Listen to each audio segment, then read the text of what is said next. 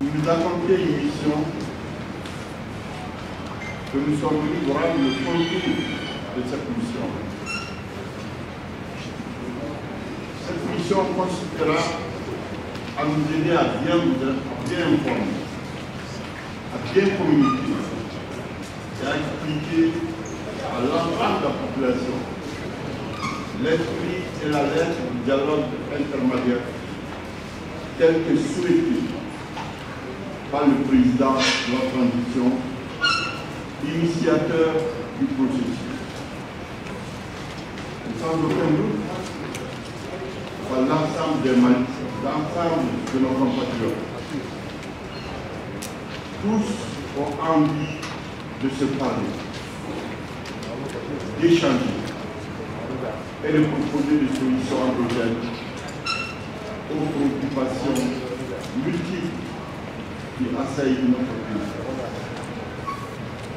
Le processus nouveau nécessite l'accompagnement et l'implication de l'ensemble de la presse nationale et internationale, des nouveaux médias également, et des communicateurs traditionnels, dans toute leur diversité.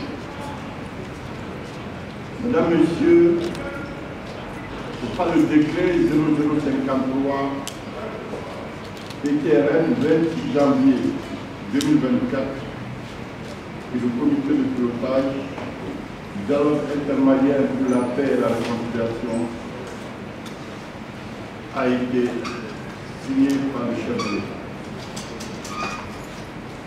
Et par décret 0062 du 2 février 2024 est installé le lundi 5 février 2024 par le président de la transition lors d'une cérémonie solennelle au palais de Touba avec comme mission de préparer les conditions favorables à un dialogue direct entre Maliens sans aucune interférence extérieure. Et c'est le mardi 6 février, immédiatement après l'installation du comité, que nos travaux ont démarré au Centre international de conférence de Montréal. Pour parler entre nous et se connaître les membres du comité de pilotage. Dans un premier temps, il a été procédé à l'installation de 3 commissions de travail, à savoir celle relative aux termes de référence, au règlement intérieur, il fallait un règlement intérieur pour le régime, et à la communication, pièce centrale de notre comité. Après la validation des 3 commissions, nous avons procédé à la constitution de 5 commissions de travail sur des thématiques bien réfléchies. La paix, la réconciliation nationale et la cohésion sociale. Ce premier thème est composé de plusieurs sous-thèmes pour que l'ensemble des préoccupations, autant que peut se faire de nos compatriotes, de l'intérieur comme de l'extérieur, puissent être prises en charge. La deuxième thématique concerne les questions politiques et institutionnelles, qui sont déclinées aussi en plusieurs systèmes, pour autant que peut se faire se rapprocher de désirentables de nos populations. Le troisième système concerne l'économie et le développement durable. C'est un programme. Là aussi, plusieurs sous-thèmes ont été identifiés et les commissions thématiques sont appelées en ce moment pour préparer de notre conceptuel pour nos compatriotes qui vont venir de l'intérieur et de l'extérieur. Le quatrième thème concerne les questions sécuritaires et de défense du territoire national. Là aussi, des spécialistes et des non-spécialistes sont dans cette commission pour parler de ces questions ô combien importantes. Et enfin, un cinquième thème concerne la géopolitique et l'environnement international qui est très préoccupant. Et pour une meilleure organisation du travail, il a été naturellement désigné un porte-parole et le comité que vous aurez l'occasion de rencontrer plus tard, qui est empêché ce matin, et un point focal des plateformes numériques en la personne de Mme la ministre Aminata Dramane Traoré. Elle est là. Et nous pensons que ces plateformes numériques donneront l'occasion aux Maliens d'ici et de l'extérieur et d'ailleurs puissent s'exprimer pour donner leur point de vue, ceux qui ne pourront pas effectuer les déplacements, et nous envoyer leur point de vue, leur analyse et leurs préoccupations après la commission pour le plan marché.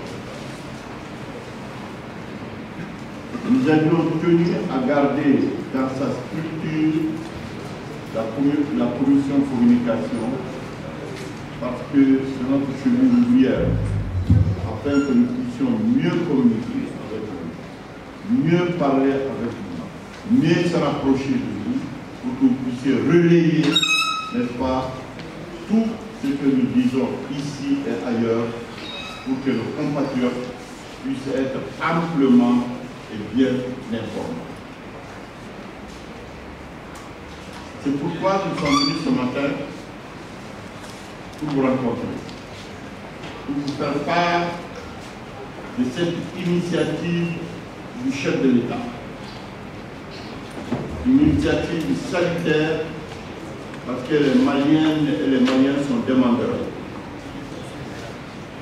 Et comme M. Salif Sanogo venait de le dire, il fallait que nous nous préparions d'abord pour savoir qu'est-ce qu'on vient de dire. Et nous sommes en face de vous, Monsieur le vice-président, Monsieur le rapporteur général et moi-même, aussi bien que le point focal que nous avions désigné, le porte-parole du ministre Adama Samasekou sera aussi la prochaine fois avec nous et en permanence. Je vous souhaite encore une fois la chaleureuse bienvenue et merci pour cette écoute. Nous sommes à votre disposition. Merci beaucoup. Président, on sait que vous êtes été appelé par Ibrahim pour le dialogue national inclusif d'Élie. Aujourd'hui, encore vous êtes appelé par le président de la transition Assimi Goïta pour ce comité. Alors, président, qu'est-ce qui n'a pas été marché avec Denis pour que vous soyez encore ici être appelé? Pour terminer, président, est-ce que aujourd'hui, vous allez pouvoir travailler en tant qu'il y a de l'activité partout au Mali? Je vous remercie. La question c'est la suivante. Le problème crucial du Mali aujourd'hui, c'est le terrorisme. Et comme il l'a dit, le DENI, les assises et la conférence d'entente nationale ont demandé à ce qu'on négocie avec les groupes terroristes. Aujourd'hui, vous étiez au devant de la scène lors de ces assises. Quelle va être la même dynamique? Est-ce qu'on n'a pas déjà des réponses aux questions que vous voulez poser? Merci beaucoup. Monsieur le Président, on sait que dans toute crise, ce sont les femmes qui subissent mais qui n'ont rien à dire. Mais pour ce processus, quelle est la place qui les est réservée? Merci. Diriger ce dialogue national et beaucoup de recommandations et de décisions ont été prises, comme vous le savez. Entre-temps, il y a eu un changement de régime. Vous n'allez pas me demander pourquoi. Qu'est-ce qui n'a pas marché? C'est certainement ce qui a mené au changement de régime. Alors, vous pouvez, en tant que Malien, vivant ici, tirer les conclusions de cela.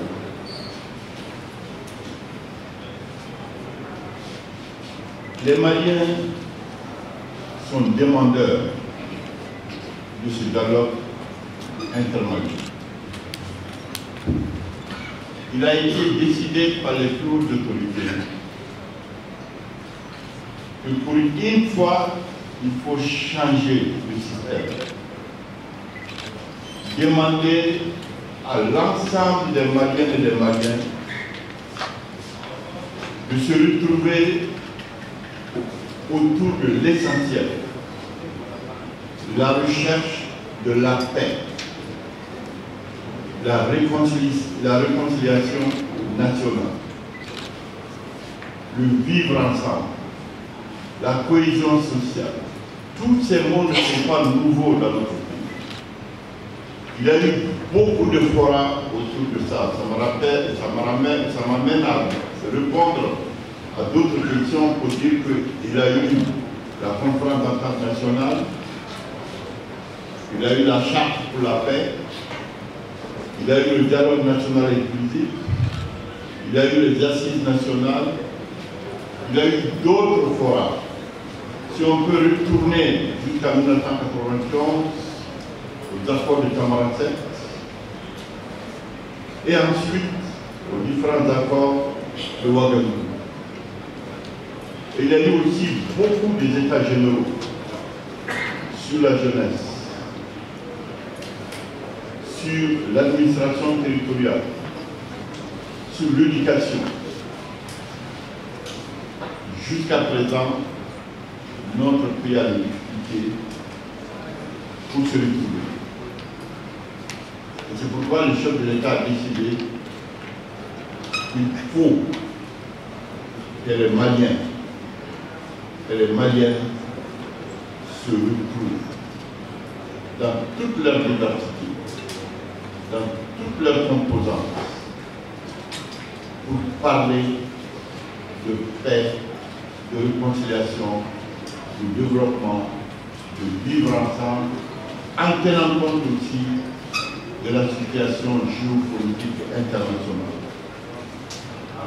Comment nous pouvons sortir de ces crises répétitives qui sont devenues cycliques, le terrorisme, le banditisme, les narcotrafiquants. Comment toutes nos populations peuvent proposer des solutions endogènes qui nous permettent d'éradiquer tout cela. On nous dit comment négocier avec la CEMA. Yadagali, Amadou Koufa et tout. Vous n'avez pas cité les noms, mais je pense que ça sera cela qui pense.